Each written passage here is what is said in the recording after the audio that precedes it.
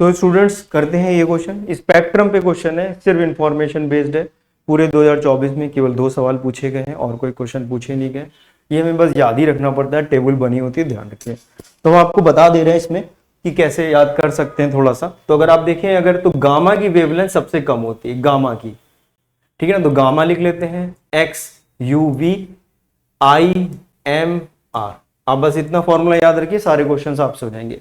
और इस डायरेक्शन में वेवलेंथ क्या हो रही है, इंक्रीज हो रही है, वेवलेंथ इंक्रीजेस, वेवलेंथ इंक्रीजेस। अब देखिए G क्या है, गामा, X क्या है, एक्सरे, U क्या है, अल्ट्रावायलेट, V विजिबल, I क्या है, इंफ्रारेड, M माइक्रोवेव और R जो है वो रेडियो वेव। तो बताइए गामा की वेवलेंथ सबसे कम है, इसके हिसाब से गामा की लेंथ सबसे कम है। तो गामा सबसे कम है, तो यानी लैम्डा 1 की वैल्यू सबसे कम होनी चाहिए। तो लैम्डा 1 ही देखिए सबसे कम केवल डी में दिया, और किसी में दिया ही नहीं है, मतलब यहाँ कहीं दिया ही नहीं है। तो डेफिनेटली हमें आपको सोचना ही नहीं है, केवल डी आंसर हमारे पास हो जाएगा। तो सबसे कम वेवलेंथ किसकी है, गामा की है। और यहाँ पर उन्होंने कुछ ऐसा दिया ही नहीं है, गामा ही पहले में दिया है, तो डी आंसर हो जाना चाहिए, बाकी हमें चेक ही नहीं करना चाहिए। लेकिन आप चेक करना चाहो तो देख लीजिए। फिर इसके बाद 2 है, 2 कौन सा है हमारे पास, एक्सरे। तो देखिए फिर एक्सरे आ गया, ठीक है ना। फिर 3 है, 3 कौन सा है, इंफ्रारेड। फिर देखिए इसके आगे ही इंफ्रारेड, ये इंफ्रारेड आ गया हमारे पास, और उसके बाद माइक्रोवेव आ गया।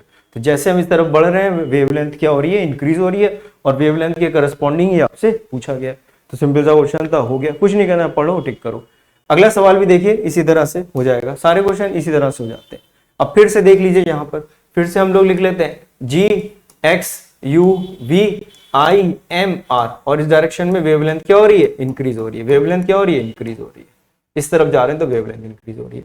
तो पहले देख लीजिए क्या लिखा है, गामा लिखा है, देखिए डी में ये गामा लिखा हुआ है, गामा की सबसे कम होती है। इनमें सबसे कम वैल्यू कितनी है, देखिए ये लेस देन लिखा हुआ है 10 की पावर, तो ये फर्स्ट वाला ऑप्शन, यानी कि डी का आंसर क्या होना चाहिए, 1 होना चाहिए। ये तो कंफर्म ही है, यहाँ पे डी का आंसर कितना होना चाहिए, 1। तो डी के देखिए ये 2 ही आंसर लास्ट में दिए हुए हैं, 1, इन्हीं दोनों में से कोई हो सकता है, ठीक है। फिर गामा के बाद हमारे पास कौन सा आ रहा है, एक्सरे। एक्सरे की वैल्यू इसके ठीक ज्यादा होनी चाहिए। तो अगर आप देखें तो ये नैनो और ये भी नैनो में दिया हुआ है, फिर ये मिलीमीटर और इसमें दिया हुआ है। तो 1 से लेके यहां तक, यानी कि ये वाला ऑप्शन जो है ये हमारे पास नेक्स्ट वाला है, यानी एक्सरे के लिए। तो ये वाला ऑप्शन हमारे पास 4 होना चाहिए, 4th वाला होना चाहिए। तो अगर आप देखें ये 1 आ गया और ये 4th आ गया, तो हमारे पास ऑप्शन कौन सा सही हो जाएगा, सी ऑप्शन जो है करेक्ट हो जाएगा। क्योंकि डी में तो हमें दोनों में 1 ही चाहिए, गामा की सबसे 1 होती है, और सी हमारे पास कौन सा आ गया, 4 आ गया। चलिए बाकी का भी देख लेते हैं। फिर आते हैं अल्ट्रावायलेट। अल्ट्रावायलेट का कौन सा हो जाएगा हमारे पास, अल्ट्रावायलेट का कौन सा होगा, इसके बाद वाला, और फिर इंफ्रारेड वाला। तो इंफ्रारेड का सबसे ज्यादा होगा, तो इंफ्रारेड का सबसे ज्यादा होगा, तो देखिए मिलीमीटर लिखा हुआ है, तो ये ऑप्शन हमारे पास 3rd हो जाएगा, और ये ऑप्शन हमारे पास 2 हो जाएगा। तो ए का 3 आ गया, बी का 2 आ गया, और आंसर। तो इस तरह से इसको अगर आपको याद है, और जिस डायरेक्शन में वेवलेंथ इंक्रीज हो रही है उसके अपोजिट डायरेक्शन में फ्रीक्वेंसी इंक्रीज होती है।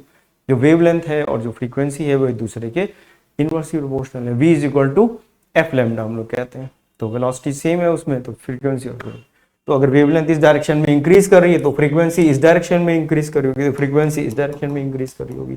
आप एक ही चीज याद रखिए, अदरवाइज कंफ्यूज हो जाएगा। तो सारी चीजें हम लोग ऐसे याद कर लेते हैं, हिसाब से कर लेते हैं, और उल्टा दिया तो उल्टा कर लेते हैं। तो ये क्वेश्चन सारे हो गए।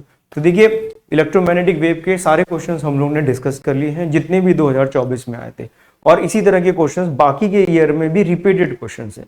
सारे कॉन्सेप्ट जो है हम लोग ने यहाँ पे डिस्कस कर लिए हैं, जो पहले के पेपर आए हुए हैं उनमें भी यही सारी चीजें पूछी गई हैं। तो ऐसा नहीं कि आपको बहुत सारे क्वेश्चन लगाने की जरूरत है, आप इतने क्वेश्चंस भी लगा लीजिए जो हम लोग ने अभी करे हैं, तो भी आपका काम चल जाएगा, कोई दिक्कत नहीं आएगी। आने वाले पेपर में भी आप सारे क्वेश्चंस कर लेंगे।